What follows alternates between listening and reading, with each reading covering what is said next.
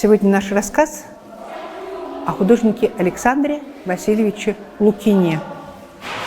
Это костеревский художник, благодаря которому появилось такое понятие, как костеревская линия во Владимирском пейзаже. Александр Васильевич вырос в маленьком городке. Костерево было практически селом в то время. И, обучившись в Абрамцевском училище, он приехал в родной город, и ему дали мастерскую в Доме культуры. Окна мастерской выходили на пойму реки Липны. И вот эти вот пойменные луга, далекие-далекие стога в этой пойме, эти перелески, они, конечно, всегда возбуждали внимание художника. Он считал, что сток, деревенский сток из сена и травы, это вместилище жизни.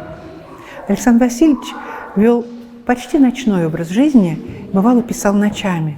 И вот эти ночные стога возбуждали в его сознании некоторый интерес, некоторую такую симфонию чувств. Стога вечерние описал еще и Пастернак. Сток представляет на закате вид постоялого двора, где ночь ложится на палате,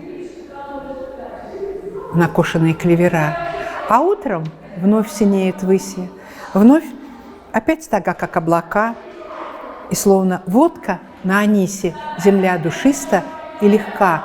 Вот это практически симфония, которую посвятил Пастернак, и эту же симфонию описывает в своих работах Александр Лукин. Ночные стога Лукина – это его визитная карточка.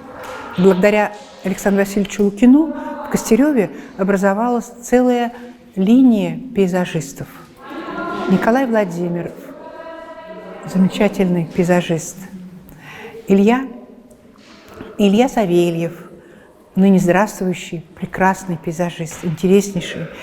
Они и краски-то взяли у Лукина, краски земли густые, необыкновенные. Вообще работы Лукина по своему красочному составу, по своему колориту напоминают старые, потертые временем гобелены. Они удивительны. Это яркая страница в жизни владимирского искусства.